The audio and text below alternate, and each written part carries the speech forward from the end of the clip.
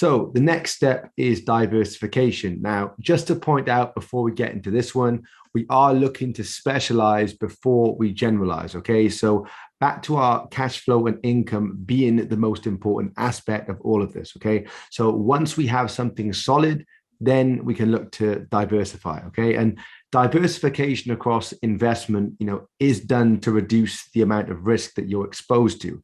So you can try and maximize returns while doing it. And of course, this does need to be aligned with good risk management. So let's hop into the whiteboard. So when it comes to diversification, it's essential that we break this down into different segments and different layers, okay? All depends on risk. So if we start this off and pull this across to our vault, right? So the vault to me is our base layer where we like to try and maintain our purchasing power or store value. Okay, so the first thing that will go in here is probably going to be gold or some silver. Gold having a 5,000-year history, silver being the king of metals in my opinion, the second most used commodity in the world. But look, there's tons of stuff on this inside the 5D exchange. So gold and silver would be first. Maybe then we probably look at some cash reserves, because depending on where we're at and depends on what sort of economic climate we're in, it's always good to have some sort of cash out on the side, even if we are in a high in inflation environment, because when opportunity arises, it's always good to have some of that power on the side where we can dump that into the markets and capitalize on certain opportunities. So and also look, imagine something goes wrong with your career or your business. It's always good to have some sort of buffer in the vault that you can pick at if need to. So in general, probably 3 to 6 months of income will be a sort of good for cash reserves. Then also inside the vault, we'll probably look at some land. Land is great to own. We're seeing some of the wealthiest people in the world buying up all the farmland. So land is also a great asset to hold in the vault, because over time in general land will always go up in value. Now the next thing inside this base layer, we could even look at some fine art. Now the good thing about fine art being a great asset, now art has actually outperformed the S&P 500 by I think around 170 something percent from 1995 to 2020. So this is a great asset to hold inside a diversified portfolio.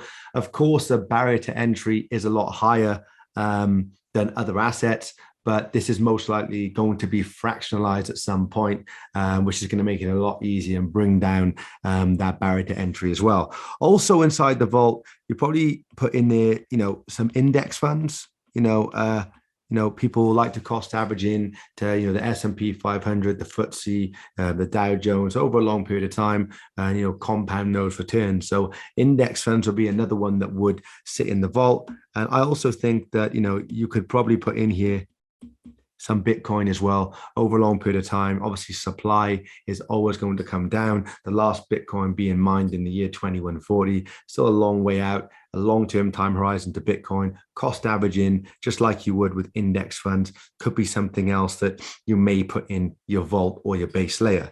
Now, moving on, if we was to look at our IPA, which is our income producing assets. Okay, so we just talked about a few of them, so we can put them in there, but inside here you're probably going to put in here some some rental property is usually people's go-to. Now in rental property you're going to have some subsections too, so you're probably going to look at some industrial, probably some commercial, and then of course residential as well. So let me make that look a little bit better because my handwriting isn't the greatest. Then we're going to look at some residential property as well. So also inside our IPA, in my opinion, one of the greatest things to put in a diversified portfolio is going to be business, right?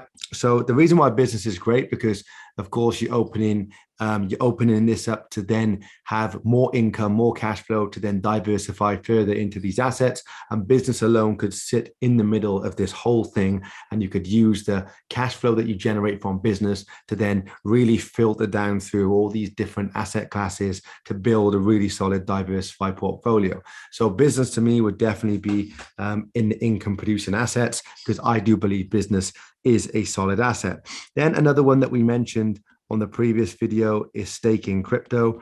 Of course, you need to really weigh up the risk reward to this. There's some, centralized and decentralized platforms where you can earn some, very appealing staking rewards, but definitely do your due diligence beforehand. But inside the program, we talk about all this, and, we're very cautious when it comes to investing in, especially decentralized finance as well. Then another one we could put in here, like we mentioned, is dividend stocks. We discussed what you could potentially earn from those in the previous video. And then another one that we do see that some people like to invest in is bonds. Now, I'm not a huge fan of bonds personally, but technically they are income producing asset. And probably the next one for me after business that is something that people would generally aspire to become, which can generate some very nice income, is you become the lender.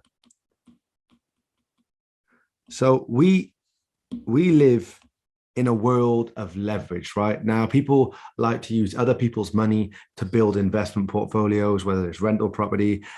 People do it across every asset class these days, business, stocks, regardless of what it is. People use leverage to really enhance their overall investment portfolio. So it's great if you can become the lender. So, you would use your money, you would dictate the rate of return that you would like for that money.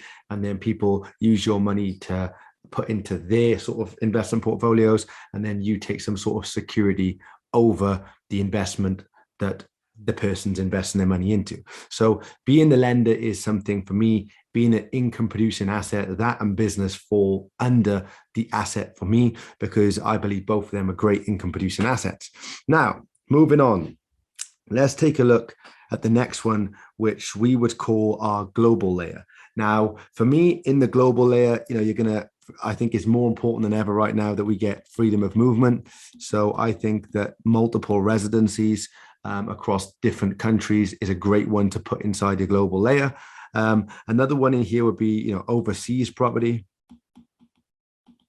Of course, the UK is going to be the most desirable place to invest in property in the world. However, having overseas property and diversifying into property overseas is also another great asset to put inside your portfolio. And also inside the program, we discuss different emerging markets and where we believe the money is going to flow over the next 10, 20, 30, 50 years as well. So can open up some doors for you to look at, filling out your global layer as well.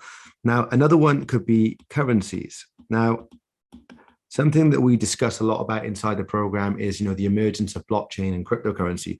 However, different currencies, holding them inside your portfolio could also be beneficial to you. Now, of course, we've seen like the Russian ruble really sell off and then have an incredible month or two straight after, and, really power through with performance. So as you can see, things fluctuate, currencies fluctuate. So you could hold some currencies which could benefit you long term. So currencies could go in your global layer. I'm just giving you examples of what could go into these.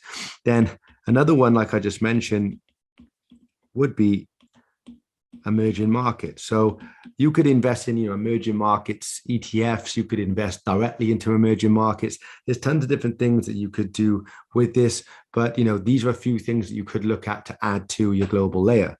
Now, moving across here, let's have a look at some other things as well that could potentially go into a diversified portfolio. There's going to be things like, wine would go in there, collectibles.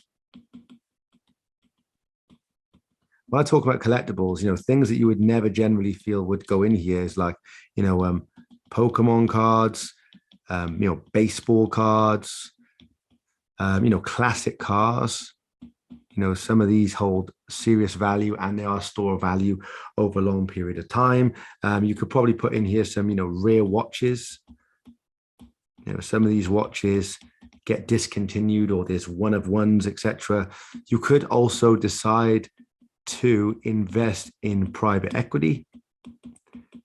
Now, of course, the barrier to entry for this is also going to be very different. Some of these require you be, a high net worth individual to invest in some of this. So that could be an other. And then up in here in our HRL, which is our high risk layer. Now, there's different things that go in here, and depending on usually age, and generally your risk appetite and time horizon would depend on what you would put in your sort of high risk layer. So in here, I know a lot of people may like to trade. So trading could go in here, especially like trading with leverage. Also, some altcoins would go in here because you're investing in startups to see where they go. Underneath altcoins, you could look at some IGOs and ICOs, which are two things that we also discuss quite heavily inside the program. And then in here as well, you probably look at NFT art. The reason why I haven't just put general NFTs because there's so much more to NFTs than the colorful JPEGs, but those colorful JPEGs would definitely go in your high risk layer. Of course, you can benefit from capital appreciation and also earning some income. So they could actually be an income producing asset too. However, it's a very illiquid market. So I'd put them in the high risk layer based on them being a very premature asset. Then also in here, you may look at, venture capital. So maybe, that's something that you may want to consider as well. So there's a few different things here in a diversified portfolio that will go in here. Now, as you can see, there's many things that you could do. And these are just some examples that I've run through with you today. So if you want to take a screenshot, take a screenshot or watch the video back. But these are a few examples of what you could put in a diversified portfolio.